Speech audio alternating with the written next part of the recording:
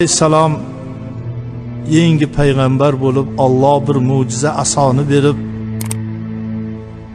o'sha mo'jiza bo'lgan aso bilan ketayotsalar yo'lida bir zot ko'rindi.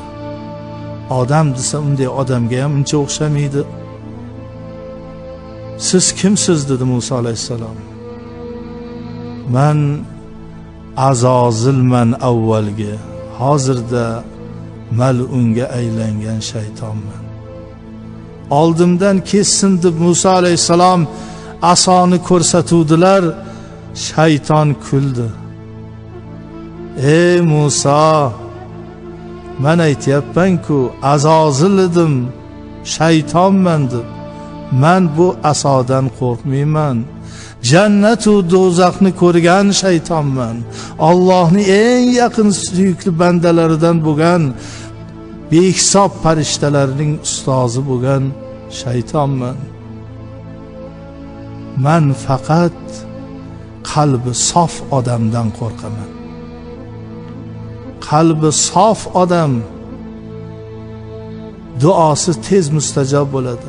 Agar 1000 ta odamning ichida bir qalbi sof bo'lmasa, 1000 tasini bir pasda adashtiraman. 100 tami, 10 tami shuni ichida bitta qalbi toza, sof bo'lsa, adashtira olmayman, ularni oldiga yaqin bora olmayman. Qalbi sof odam kim? Hech kimga hasad qilmaydigan odam qalbi sof odam. Ey Musa, nasihat qilaman, eshitasizmi dedi. Ya Rabbi, shayton menga nasihat qilmoqchi, eshitaymi? Eshiting dedi Alloh. Adashtirgani kelganda men to'xtatib qo'yaman dedi. Ayting. Hech qachon takabbur bo'lmang. Kibr hamma ishni xorlikka olib keltirib qo'yadi. Toatga bino qo'ymang, hali qabuli bo'ldimi, bo'lmadimi bilmaysiz. Ilmingizga havolanmang, u foydali ilm bo'layaptimi yo nofoyda. Bino qo'ydim toatimga, ilmimga havolandim, hech kimni mensimadim, shayton bo'ldim. Kimki takabbur ekan, oxiri xor bo'ladi.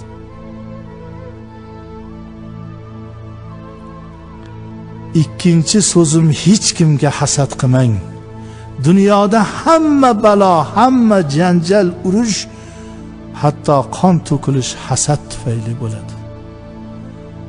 Otaylar odamni o'g'li ukasiga bo'lgan hasad tufayli ukasini o'ldirdi. Shu bilan yer yuzida qon to'kilish, odamlar bir-birini o'ldirish paydo bo'ldi. Nimadan? Hasad, ko'rolmaslikdan. Ko'rolmagan odamini g'iybatini qiladi, ig'vosini qiladi, orqasidan har xil bo'xton uydirmalarni to'qib chiqazadi. Iloj qilsa o'ldiradi. Uchinchi so'zim, hech qachon nomahram bilan, sizga mahram bo'lmagan begona ayol bilan yolg'iz o'tirmang. Ikkalovlaringizni o'rtangizda o'zim elchi bo'lib zino qildirtiraman. Zino shunday kasofat ishki, ertaga haniq bo'ladi degan yaxshi ishni yo'q qildirib yuboradi. Insonlarni niyatiga yetkazdirmaydi. Insonni nopok qilib qo'yadi, qalbini qoralaydi. Hech qachon zinoga qadam qo'ymang. Nomahram bilan yolg'iz o'tirmang. To'rtinchi so'zim deganda Alloh to'xtatdi.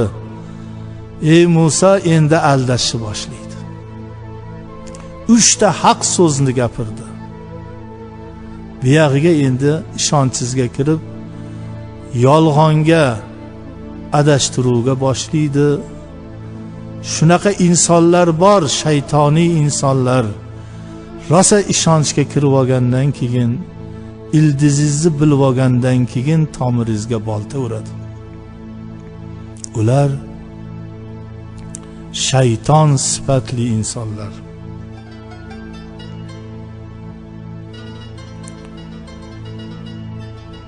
Amir Temur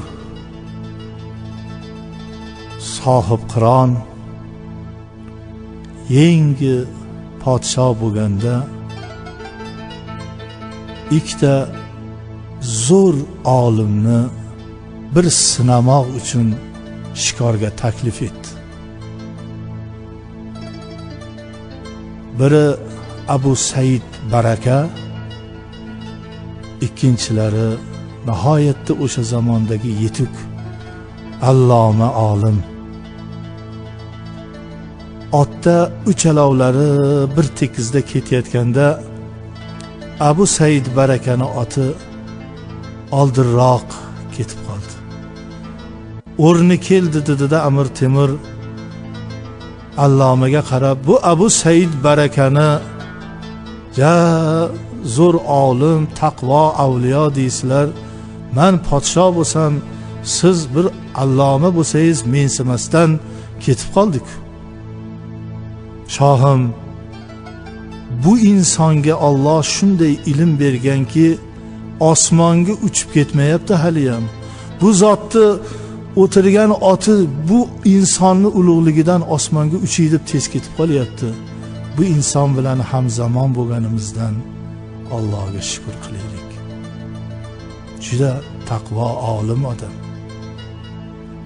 Otni bir qamchilab Abu Said Barakaga yetib olgan Amir Temur so'z boshladilar.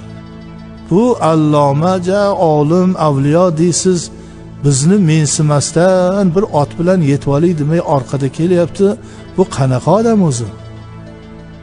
Abu Said Baraka aytdilar: Amirim, bu insonni ilmi shu darajadaki haliyam yer zamin ko'tarib turibdi.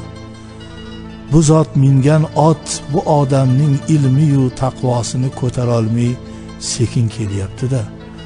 Bu inson bilan hamzamon bo'lganimizdan Allohga hamsano aytaylik. Alhamdulillah dedi Amir Temur. Olimlarim ittifoqkan, albatta fuqarolarim ittifoq bo'ladi. Agar olimlarim noittifoq bo'lsa, fuqaro undan battar bo'ladi. Endi bemalol yurish qilsam bo'larkan, yengilmayman.